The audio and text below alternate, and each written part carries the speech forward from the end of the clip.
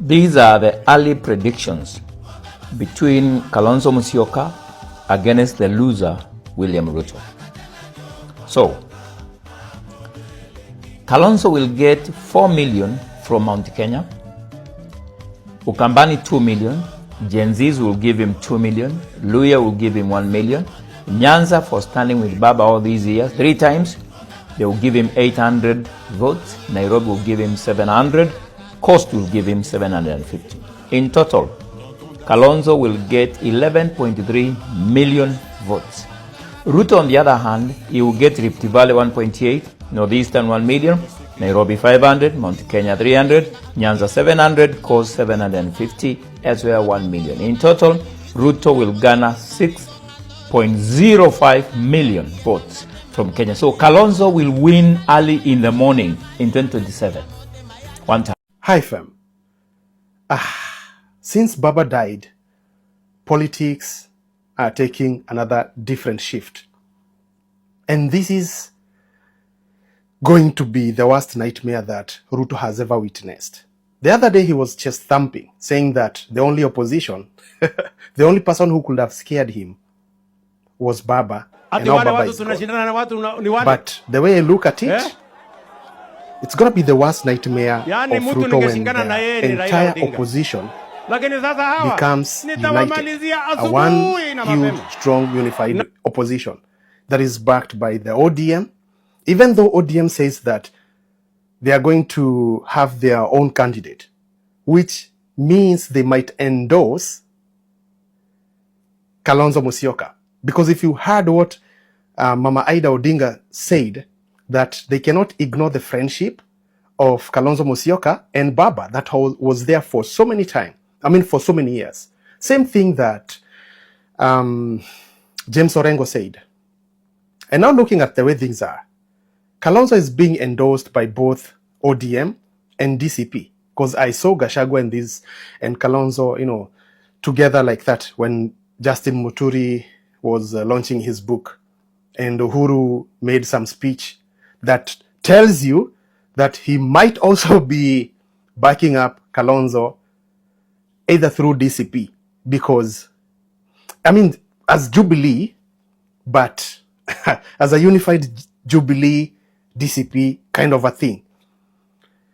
At some point, some people were talking about Matiang'i being the president, but I also see him backing down for either Kalonzo. So, since Matiang'i seems like he's going to be under the umbrella of DCP, and Gachagua might decide, I do not want to be the flag bearer of DCP, so he passes it over to Kalonzo. ODM supports Kalonzo. That's going to be a very huge unified opposition that I'm not really quite sure that Ruto will have the numbers. Anyway, look at how things are headed. The thing is, when these communities are going to unite, and that is the Luo community, part of them, because don't forget there are those people who are in ODM that shifted over to UDA, and they are speaking and singing the same UDA songs and narratives. But there's that original ODM supporters that, even though Baba is not there, when Mama Ida or the youth leader, who's the youth leader? Who's this guy? Oburu Odinga, the Gen Z leader. When they sing the song of supporting Kalonzo, and the whole gamer community backs Kalonzo, I don't think Ruto will stand a chance come 2027. So the chest thumping that he was doing might be his worst humbling moment, because everybody has that. Now, the question is, what about Okia, Omutata? What about Maraga? And what about this guy, Matiang'i, as individuals? Are they also going to find it okay for them to put aside their presidential race dreams to support one guy? Or are they still going to decide to run as individuals, because it's going to be messy if we're going to split those votes. That is, let me tell you, the idea of having multi-party was really good, because people get to have the options of choosing whichever the leader that they want, and from whichever the community. But the way I see it, it's not a leader from whatever the community, but someone who has a vision, someone who is ready to reinstall the rule of law, bring about credibility in the systems, and, you know, all these things. This is what I'm trying to look at when I'm thinking of a leader. I don't care from which community. I'm looking at a leader, you know, who's going to reward merit rather than those deep connections. I'm looking at a leader who's willing to sacrifice their personal ego and power to serve the common mwananchi, you know, and uphold the Constitution of Kenya, you know, as the guideline. Because we recently, that constitution has been mutilated to almost nothing. So I listened to what Uhuru said when he was warning people, or rather the Jubilee administration, of talking bad about Gachagua. And it tells you that all these politicians are political cousins, because you remember when Gachagua was talking bad and ill of Uhuru Kenyatta, saying that Uhuru ni mlevi and all that, he got him from the bar, so many things like that. But now, here is Uhuru defending Gachagua. Na niä kä o nä secretary general nä ngå kwä ra kå rä niä maå ndå macio ma hä ndä ciothe gå thoma mtandao andå nä ndiå na aroiga arå gamä rä ire Jubilee araruma Gachagua na kå u araruma å rä a å ngä ä ndikwenda maå ndå macio ma gä koni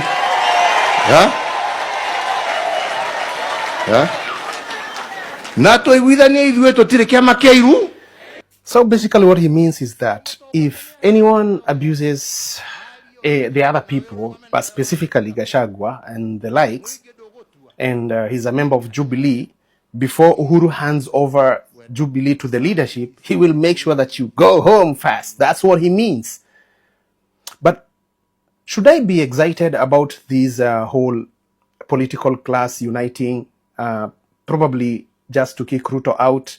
And maybe they're not the better option. They're not going to bring about changes for the Kenyans that the Kenyans desire. The thing is, at this point, I think first we need to focus on removing this guy from power. Then we ask ourselves the second most important question.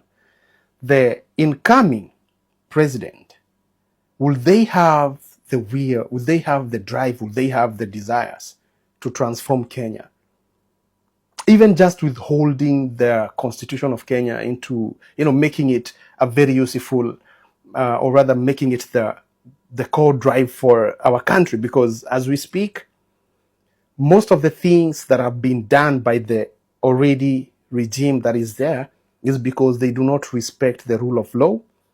They do not respect the Kenyan Constitution, and that they have captured all the institutions that are supposed to be independent. The EACC, the judiciary, the parliament, I mean, all these arms of the executive instead of the arms of the government. So, what do you think about this unified opposition? What do you think about Jubilee, DCP, ODM uniting to endorse Kalonzo? And someone like Maraga also maybe might join in, and someone like Okiya Muteta might also join in. And that means people like Akina Matiang'i have to sacrifice, and Gachagua has to sacrifice to let one person be the flag bearer, or rather running for presidency. Because the more we're going to have some of these better options standing alone or vying for presidency, then the more we're going to split the votes that are supposed to be winning against the already existing regime. What do you think? I would like to hear your opinion. Anyway, this is just a slight overview of my opinion of how I see things going, how I see one strong unified opposition. But now the question is, the young people, what do we want, we as the young people? Because we don't have like a Gen Z president. Are we going to ride into whatever these guys are planning for us? Or, because at this point, I don't think we have a space in either this government or the next one. I don't think we do. One term is a reality. He was cancelled last year by Gen Z. It is now a question of what happens after that. What are Kenyans expecting after that? Even Ruto attempted by saying, after Hustler and Aingia, I'm going to give you bottom up, and then you can explain what bottom up was. What are Kenyans expecting in a new government?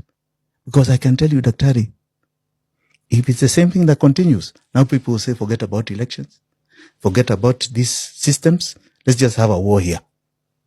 And we cannot, yes. Because, my friend, the problems are very deep. I talk to a lot of people, I've been a lot of places. All right? People are depressed. There are so many mental cases because of this thing called the economy. Young people are coming out and there's no hope. The economic promise was stolen a long time ago. We have major issues here. And most of it caused because of lack of money. People are dying of the smallest things just because of lack of money. Smallest ailments. My friend, no. We have 60 million people. All right? If one is not focused on true and absolute economic revolution for them and change for them, there's nothing here. Somebody can sit tomorrow under that united thing you're talking about. 3 months, you'll be on the streets yourself, Daktari. You 3 months.